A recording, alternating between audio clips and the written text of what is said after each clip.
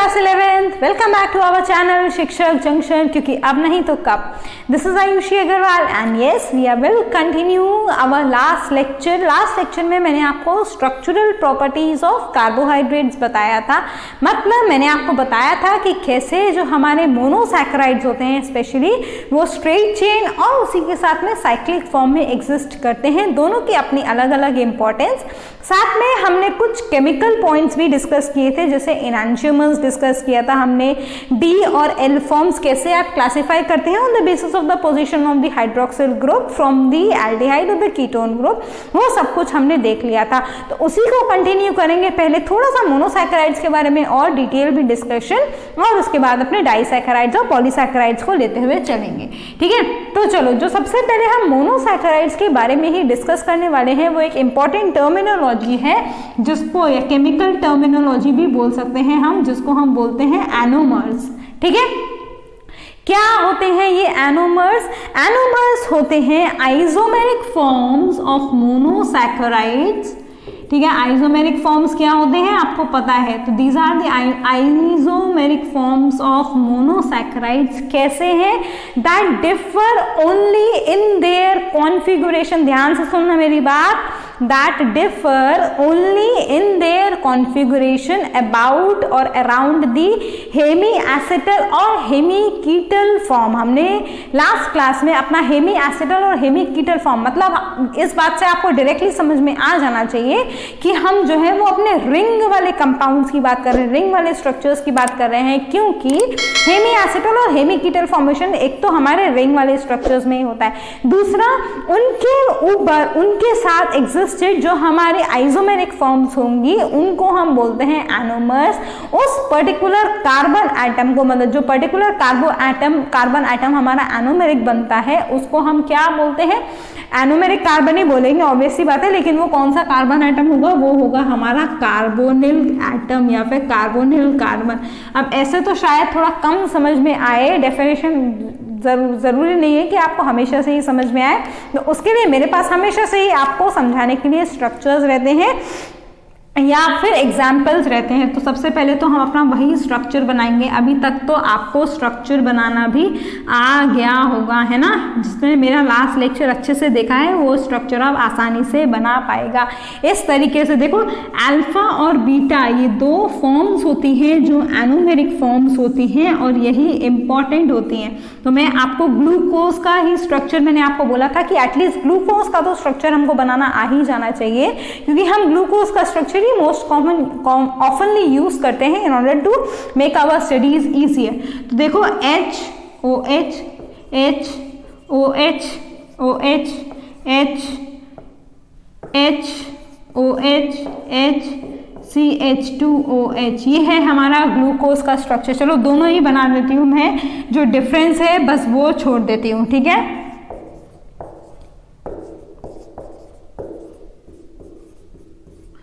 जैसा मैंने फटाफट बनाया है ऐसे ही आपको भी प्रैक्टिस हो जानी चाहिए उसको फटाफट बनाने के लिए। चलो जो डिफरेंस है वो लिखती हूँ मैं अब। अल्फा और बीटा फॉर्म्स में एक्चुअली डिफरेंस क्या होता है?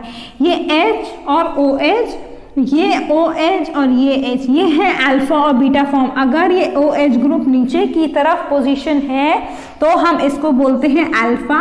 शुगर की यूनिट ज्यादातर डी फॉर्म में ही एग्जिस्ट करती है बॉडी में, लास्ट लेक्चर में हम डिस्कस कर चुके हैं। तो ये क्या है? अल्फा डी ग्लूकोज, और ये है हमारा बीटा डी ग्लूकोज। ठीक है, समझ में आ गया ना? अल्फा और बीटा किस बेसिस पर लिखेंगे हम, फिर से बता रही हूँ। OH ग्रुप अगर नीचे की तरफ अलाइंड है तो इट इज अल्फा, और अगर ऊपर है तो it is this beta form. These are the anomers of the glucose. D glucose की है, डी और एल जो है वो प्लेन पोलराइज लाइट को रोटेट करने के लिए यूज किया जाता है, यहाँ पर एनोमर्स के फॉर्म में यूज किया जाता है अल्फा और बीटा फॉर्म।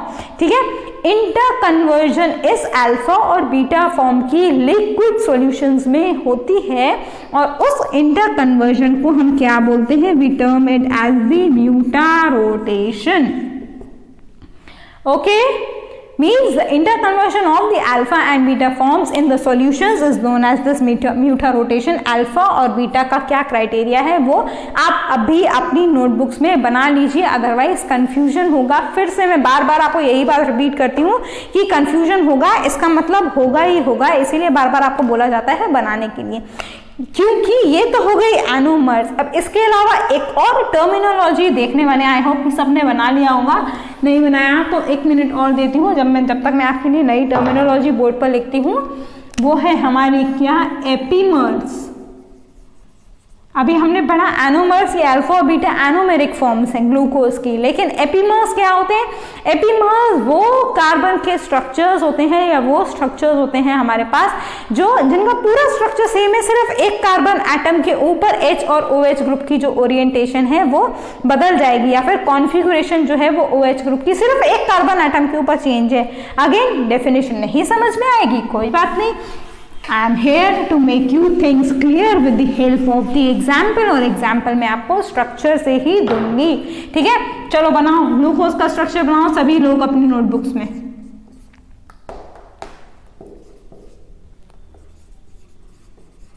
आई होप सभी बच्चे बना रहे होंगे, नहीं बना रहे हो तो आप ही का लॉस है, okay. Mark my word, you are going into the loss if you do not follow the instructions carefully. Carbon number ये इसीलिए क्योंकि एपीमर्स जो है वो एक कार्बन एटम के ओरिएंटेशन, OH ग्रुप की जो ओरिएंटेशन है उसी के बेसिस पर डिफर करते हैं। ये क्या है हमारा ग्लूकोज। अब जो हमारा गैलेक्टोज है that is epimer at the C4 atom. इसका मतलब C4 वाला जो ये एटम है इस पे OH और H की अगर हम ओरिएंटेशन पलट दें तो जो हमारा स्ट्रक्चर बनेगा उसको हम बोलते हैं गैलेक्टोज। इसीलिए हमने उसको बोला it is the epimer of glucose at C4 atom. देखो बनाओ स्ट्रक्चर, चलो फिर से बनाओ।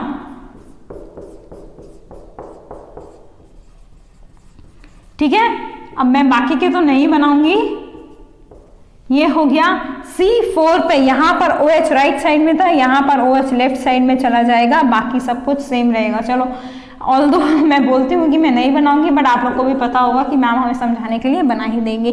H अपने आप बैलेंस कर लेना। This is the structure of what? This is the structure of galactose. Clear हो गया point?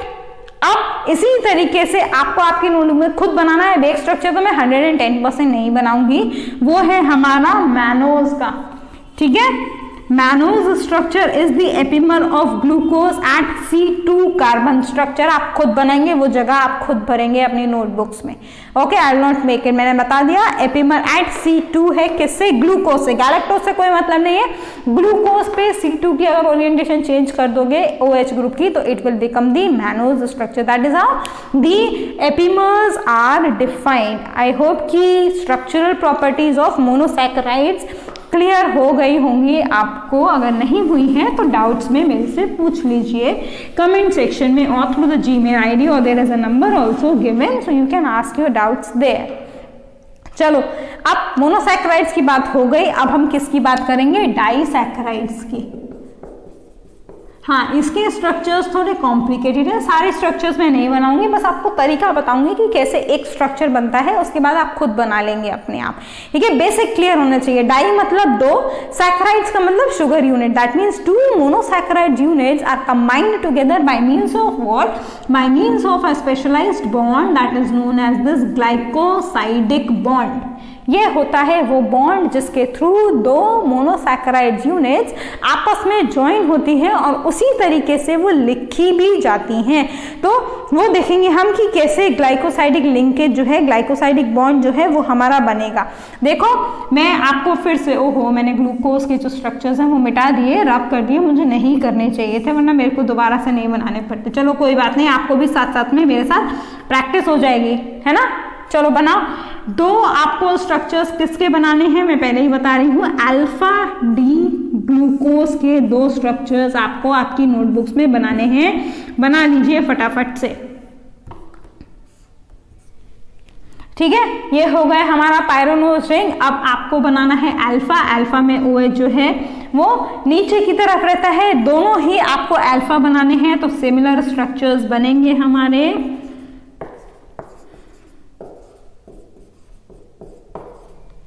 Again similar thing,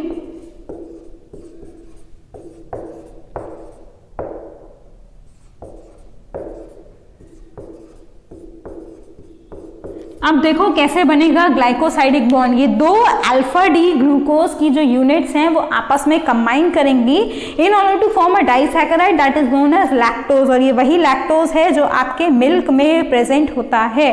sorry maltose lactose नहीं, लैक्टोज में तो ग्लूकोज और गैलेक्टोज प्रेजेंट होते हैं। ये है माल्टोज में दो जो हमारे अल्फा डी ग्लूकोज की यूनिट्स है वो कंबाइन रहती है। अब देखो ग्लाइकोसाइडिक बॉन्ड कैसे बनेगा, ठीक है। ग्लाइकोसाइडिक बॉन्ड में वाटर मॉलिक्यूल का एलिमिनेशन होता है। कैसे होगा, इस तरीके से होगा वाटर का एलिमिनेशन।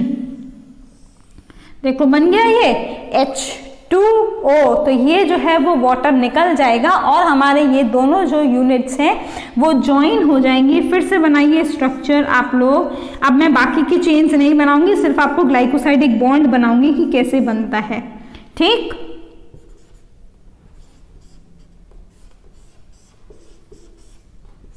बाकी के जो पूरे कार्बन हैं वो अपने आप पूरे करेंगे आप। This is how this structure, this bond is made. ये पूरे करने हैं, हाँ, ऐसे अधूरा नहीं छोड़ना, otherwise you lose marks in your exams और wherever you are you will lose your concept. Specially marks की बात जाने देते हैं, कॉन्सेप्ट आपको क्लियर नहीं होगा, तो ये सब कुछ वैसे ही पूरा करना जैसा बना हुआ है। बट हाँ, the bond that is getting formed here is known as this glycosidic bond. This is the glycosidic linkage और glycosidic bond that is formed between the two carbon atoms. Water molecule is lost and this particular structure is known as the glycosidic bond. अब इन वाली disaccharides को लिखने का simple जो नाम है वो मैंने आपको बता दिया क्या है, माल्टोज है। लेकिन सिर्फ माल्टोज नहीं लिखते आपको, अगर आप इसको पूरा केमिकल नेम एक्सपैंड करना है तो उसका भी एक तरीका होता है। कैसे लिखेंगे आप, कैसी यूनिट्स थी ये ग्लूकोज की, अल्फा डी, ठीक। पहला वाला जो हम लिखते हैं, ये जो पहली वाली यूनिट है उसको हम ऐसे लिखते हैं ग्लूको पाइरेनोसाइल। आई नो थोड़ा बड़ा नाम लगेगा आपको बट इजी है लिखना। अल्फा डी ग्लूकोपाइरेनोज लिखते थे ना हम, अब क्या करना है, पाइरेनोसाइल लिखना है उसको, ठीक है। उसके बाद उसका बॉन्ड आएगा, कौन से कार्बन के बीच में बना है, ये है नंबर 1 कार्बन, ये है 4 कार्बन, नेमिंग भी कर लो चलो, ठीक है। ये है 4, ये है ऐसे करके 4, ठीक। अगर वीडियो स्किप करेंगे तो कुछ भी समझ में नहीं आएगा मैं क्या बना रही हूँ। अल्फा डी ग्लूकोपाइरेनोसाइल, ग्लाइकोसाइडिक बॉन्ड हमारा 1 और 4 कार्बन आइटम के बीच में बना है, 2 मोनोसैकेराइड यूनिट में, तो वैसे ही बनेगा 1 4, ठीक। उसके बाद आएगा अल्फा डी, वापस से वही नाम ग्लूकोपाइरेनोज। बस यहाँ का फर्क है, यहाँ आता है साइल, यहाँ आता है ओज, ओज से खत्म होता है वो, उसका भी एक क्राइटेरिया है। केमिकल प्रॉपर्टीज में आप उसको डिटेल में पढ़ेंगे बट इतना लंबा नाम है छोटी सी शुगर का। कैसे लिखा, पहली यूनिट हमारी है अल्फा डी ग्लूकोज, उसको हम लिखेंगे अल्फा डी क्योंकि रिंग फॉर्म में अल्फा डी ग्लूकोपाइरेनोसाइल। लिंकेज किन किन कार्बन आइटम्स के बीच में बना है, 1 और 4 कार्बन आइटम के बीच में। उसके बाद ये वाली यूनिट कौन सी है, ग्लूकोपाइरेनोज ही है, तो क्या लिखेंगे, अल्फा डी ग्लूकोपाइरेनोज। इस तरीके से जो नेमिंग है वो की जाती है। अब मैंने आपको लैक्टोज का एग्जाम्पल दिया था, आई होप माल्टोज क्लियर हो गया होगा। जो मैंने आपको लैक्टोज का एग्जाम्पल दिया था उस लैक्टोज का मैं सिर्फ नाम लिख देती हूँ, ठीक है। स्ट्रक्चर जो है वो आप खुद बनाओगे। लैक्टोज का नाम होता है बीटा डी गैलेक्टोपाइरेनोसाइल, ठीक। बॉन्ड जो यूजुअली बनता है वो बनता है 1,4 अल्फा डी ग्लूकोपाइरेनोज। इसका मतलब जो 2 यूनिट्स हैं इस लैक्टोज में वो कौन कौन सी ज्वाइन करेंगी, मोनोसैकेराइड्स की, गैलेक्टोज और ग्लूकोज। कौन सी कॉन्फ़िगरेशन में, ये होगी बीटा में, ये होगी अल्फा में। स्ट्रक्चर्स हम थोड़ी देर पहले देख के चुके हैं, वहां से ही आपको आपकी नोटबुक्स में बनाने हैं। 1,4 के बीच में ही हमारा बॉन्ड बनेगा, ग्लाइकोसाइडिक बॉन्ड, तो उस तरीके से आप बनाएंगे, ठीक है। जैसे यहाँ पे बॉन्ड ऐसे यू शेप में बना है, वहां पर बॉन्ड जो है वो इस तरीके से बनेगा। So do make that particular bond. मैंने आपको बता दिया कि कैसे स्ट्रक्चर आने वाला है, कुछ इस तरीके से स्ट्रक्चर जो है वो आएगा हमारा, ठीक है। देखो मैं बोलती हूँ कि मैं नहीं बताऊंगी, बट फिर भी आपको आइडिया दे देती हूँ, so that things will become easy for you to understand. तो इस तरीके से बनता है हमारा गैलेक्टोज का स्ट्रक्चर। ये है बीटा डी गैलेक्टोपायरानोसाइल रिंग, ये है हमारा अल्फा डी ग्लूकोपायरानोसाइल रिंग। ठीक, बना लोगे ना स्ट्रक्चर? नहीं बन रहा हो तो मेरे को बता देना, मैं आपको बता दूंगी कि कैसे बनता है। उसी तरीके से सुक्रोज जो है वो होता है ग्लूकोज और फ्रक्टोज का कॉम्बिनेशन। इस तरीके से बनेंगे हमारे डाइसैकेराइड्स के स्ट्रक्चर। आपको स्ट्रक्चर बनाना आना चाहिए, ज्यादा कॉम्प्लेक्स स्ट्रक्चर्स नहीं आते हैं, बट हाँ आपको बेसिक क्लियर होना चाहिए कि ग्लाइकोसाइडिक बॉन्ड कैसे बनता है। तो आई होप कि वो सब क्लियर हो गया होगा। नहीं हुआ है तो do ask me in the comment section. This particular lecture is obviously the important one, और इसके बाद हम पॉलीसैकेराइड्स की स्ट्रक्चरल प्रॉपर्टीज को स्टार्ट करेंगे from the next lecture. Till then if you have any doubt you are free to ask through the very many points, but yes, do not forget to subscribe and share the videos if at all you are finding the content up to the mark or you are getting something out of these contents. Okay, so have a good day all of you. Take care, bye bye, stay connected with the channel. We will provide you with a lot more such interesting things in the upcoming sessions. Bye bye.